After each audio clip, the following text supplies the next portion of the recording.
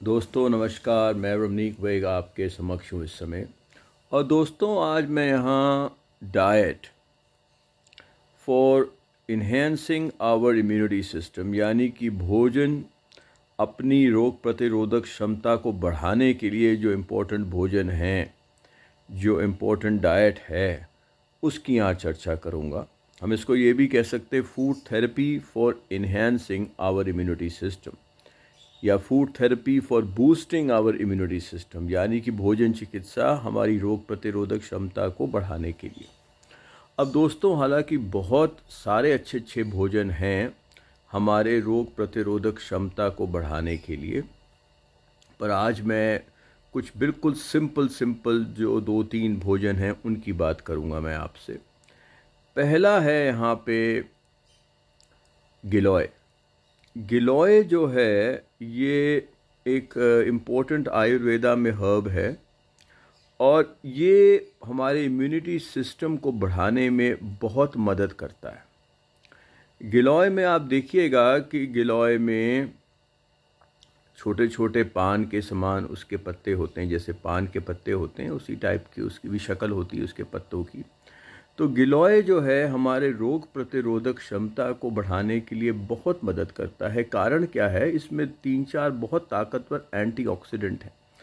पहले का नाम है रूटिन, दूसरे का नाम है क्यूरसेटिन, तीसरे का नाम है बीटा कैरोटीन, चौथे का नाम है विटामिन सी। तो ये जो चारों जो हैं ये चारों बहुत ताकतवर एंटीऑक्सीडेंट का काम करते हैं हमारे शरीर के अंदर और हमारी रोग प्रतिरोधक क्षमता को बहुत बढ़ाने में इनका हाथ रहता है।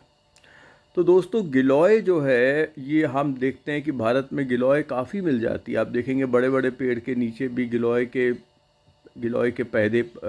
के पौधे हैं, वो बहुत दिखते हैं और घर में भी उगाया जा सकता है, कोई दिक्कत नहीं है, उगाना बहुत आसान है, तो घर में भी उगा सकते हैं। आप लोगों ने अक्सर देखा होगा कि गिलोय में क्या होता है कि सर्दियों में इसके पत्ते सूख जाते हैं और सिर्फ स्टेम यानी कि वो जो डंडी होती है वो रहती है, पर पत्ते सूख जाते हैं। तो पर याद रखिएगा, इसकी जो डंडी है, जो स्टेम है, वो भी उतनी ही इम्पोर्टेंट है जितने उसके पत्ते हैं। तो यानी कि सर्दियों में हम उसके स्टेम को यूज़ कर सकते हैं और गर्मियों में पत्तों को यूज़ कर सकते हैं। अब गिलोय का जो सही तरीके से सेवन करने का तरीका है वो कुछ इस प्रकार है कि आप एक पॉट ले लीजिए, यानी कि एक आप कोई पैन ले लीजिए और उसके अंदर आपने क्या डालना है, उस पतीले में करीबन आप मेरे हिसाब से आधा लीटर पानी डाल दीजिए और आधे लीटर पानी के अंदर आपने 5 या 6 पत्ते गिलोय के डाल दीजिए। अब ये जो आधा लीटर पानी है इसको तब तक उबालिए जब तक वो आधा ना हो जाए, यानी कि करीबन 250 मिलीलीटर हो जाए। 250 मिलीलीटर जब वो हो जाए उसके बाद आप इसको सॉसर पैन के साथ, मतलब सॉसर के साथ कोई ढक्कन के साथ इस पतीले को कवर कर दीजिए और इसको करीबन 8 से 10 मिनट स्टीप होने दीजिए, यानी कि अच्छे से ये जो इसके एंटीऑक्सीडेंट्स हैं ये पानी में और अच्छे से घुल जाएंगे, ग्रहण हो जाएंगे बढ़िया से। तो इसको आप स्टीप होने दीजिए 8 से 10 मिनट। उसके बाद इसको थोड़ा सा ल्यूकवार्म टेम्परेचर पे आने दीजिए जब तक वो पीने लायक हो जाए और उसके बाद ये जो गिलोय की हर्बल टी है इसका आप सेवन कर सकते हैं 200 ml करीबन, मतलब 1 गिलास। इसको भी आप दिन में सबसे पहली चीज़ लेंगे सवेरे तो ये सबसे ज़्यादा काम करेगा। हालांकि आप कभी भी ले सकते हैं दिन में, any time of the day you can take, but the best time would be the early morning, the first thing of the day. तो अगर आप सबसे पहली चीज़ इसको लेंगे दिन में so it will be most effective. दूसरी चीज़ है, जैसे मैं बता रहा था, गिलोय की जो स्टेम है, यानी कि जो इसकी जो डाली है, जो स्टेम है, इसको भी हम इस्तेमाल कर सकते हैं। यानी कि जैसे आप देखिएगा कि विंटर्स में नॉर्मली क्या होता है कि पत्ते झड़ जाते हैं, केवल स्टेम रह जाती है। तो स्टेम भी उतनी ही इम्पोर्टेंट है, उतनी ही औषधि है स्टेम के अंदर। क्या करना है, 6 इंच स्टेम को आप काट लीजिए, करीबन 6 इंच को आपने काटना है और उसको उसी तरीके से आपने पानी के पतीले में डाल लेना है और उसी तरीके से आपने पहले आधा लीटर पानी डालना है, जब तक वो आधा हो जाए तब तक उबालिए। फिर 8 से 10 मिनट उसको कवर कर लीजिए, यानी कि स्टीप करके 8 से 10 मिनट उसको स्टीप होने दीजिए, और उसके बाद जब वो थोड़ा कोसा कोसा हो जाए फिर आप उसको ले सकते हैं। तो यानी कि आप इसके पौधे यानी कि आप इसके पत्ते या इसकी स्टेम किसी भी चीज़ का इस्तेमाल कर सकते हैं। अच्छा, अब दूसरी चीज़ इम्पोर्टेंट है इम्यूनिटी सिस्टम बढ़ाने के लिए, तुलसी। तुलसी जो है, तुलसी में बहुत सारे ताकतवर औषधिक गुण हैं। ख़ास तौर पे इसमें जो एंटीऑक्सीडेंट इसकी जो क्षमता है, जो ओरैक लेवल कहते हैं, बहुत ज़्यादा है। ओरैक लेवल का मतलब होता है कि कितना ताकतवर है अंदर से, इसकी एंटीऑक्सीडेंट वैल्यू कितनी है। कुछ होते हैं जिनकी ओरैक वैल्यू कम होती है, तो मतलब उसमें एंटीऑक्सीडेंट के कम तत्व हैं। कुछ होती है जिनके वैल्यू बहुत ज़्यादा होते हैं, तो यानी कि एंटीऑक्सीडेंट के बहुत ज़्यादा तत्व हैं। तो ओरैक का फुल फॉर्म होता है ऑक्सीजन रेडिकल एब्जॉर्बेंस कैपेसिटी।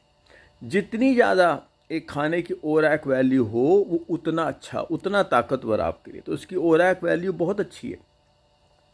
तो तुलसी में क्या होता है, 4-5 बहुत ताकतवर एंटीऑक्सीडेंट है। पहला यूजिनॉल, दूसरा ओरिएंटिन, तीसरा विसिनिन, चौथा क्यूवर्सेटिन, पांचवा एंथोसियानिन। जो पर्पल वाली तुलसी होती है, यानी कि जो बैंगनी रंग की तुलसी है, उसका जो एंटीऑक्सीडेंट है वो है एंथोसियानिन।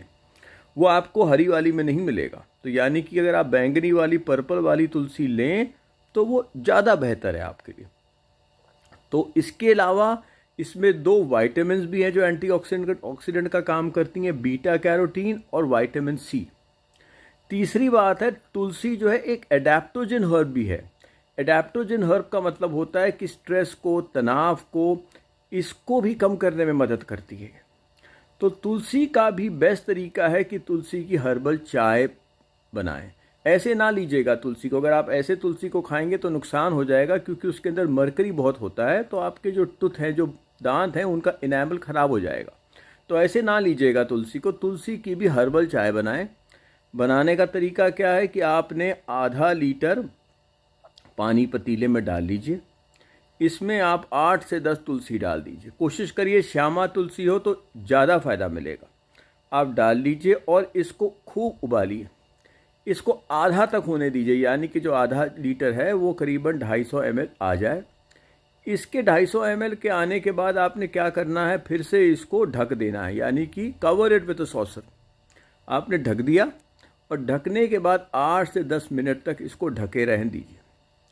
उसमें क्या होगा, the nutrients will be nicely absorbed in the herbal T.